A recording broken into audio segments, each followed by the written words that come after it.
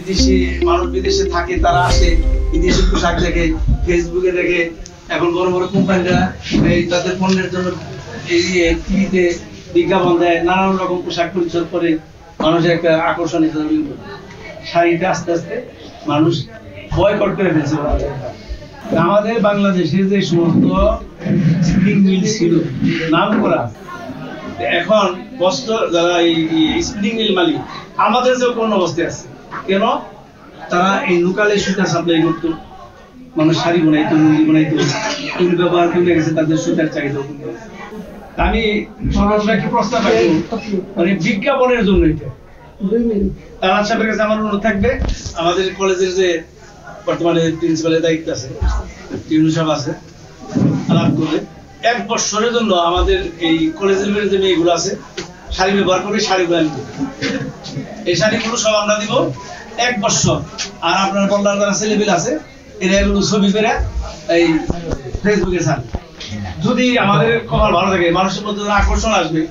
হ্যাঁ, যদি কোনো একটা কলেজে আবার এটা দেখা দেখি এই পোশাক ই করে ফেলায়, মনোনীত করে ফেলায়, তাহলে তাদের আবার বিশাল একটা ছাত্রীদের 1 বছরের জন্য আমরা অনুমতি দিই শাড়ি ব্যবহার, এটা সম্পূর্ণ আমরা দিব, কোনো অসুবিধা নেই। কোনো ছাত্রী হয়তো বলতে পারে আমি শাড়ি কিনবো থেকে বা কিনতে পারবো না, এটা আমরা এক ডিজাইনের শাড়ি দেবো, ওটাই ব্যবহার এক ডিজাইন। ঠিক আছে, এটা আমি প্রস্তাব রাখলাম, এটা আপনাদের কাছে গ্রহণযোগ্য হয় তাহলে আপনি এটাকে সমর্থন দিবেন, এটার পক্ষে কথা বলবেন।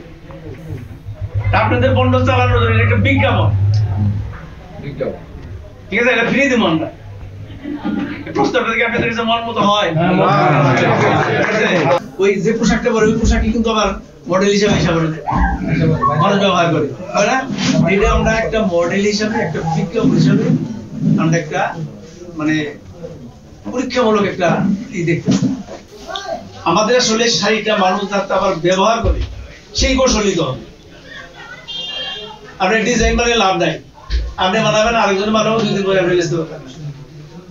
শাড়ি ব্যবহারের জন্য মানুষকে উদ্বুদ্ধ করতে সেই কৌশল কি, সেই কৌশল আমাদের অবলম্বন।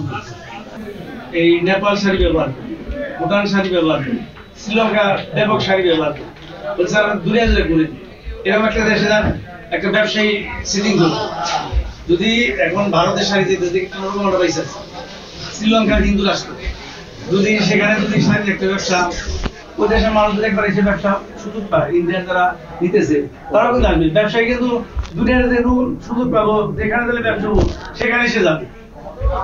এখন আমাদের পণ্যটা আসলে মানুষ কম ব্যবহার করতেছে, বিদায়ী শাড়িটা চলতেছে, ঠিক আছে।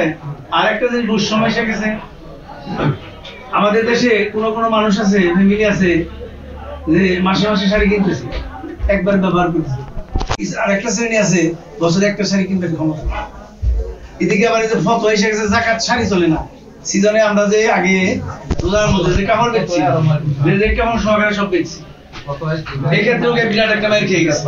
ওটা আগে হুরমার করছে মানুষ, জাকাতের কাপড় বিভিন্ন মানুষ আসছে জাকাতের কাপড় কেনার জন্য, সেটা কিন্তু এখন আর নাই। এই যে একটা ব্যাপক পরিবর্তন ঘটে গেছে। এখন আমাদের মধ্যে শাড়ি যাতে একটা আকর্ষণীয় পোশাক, আবার যেন মানুষ সেই শাড়ি ব্যবহার করতে উদ্বুদ্ধ হয়, আমাদের কৌশলে সেই ব্যবস্থা নেব। আমি যেটা বললাম বিজ্ঞাপন আকারে যখন এটা সারা দেশের মানুষ দেখবে, এটা নিশ্চয়ই একটা প্রতিক্রিয়া হবে একটু, কারণ সালোয়ার কামিজে শাড়ি পরলে সৌন্দর্য পাবে, দেখতে সুন্দর লাগে, মানুষ সুন্দরের বুঝে। মিশন 90 সংবাদের পিছনে নয়, ভিতরে ছুটি।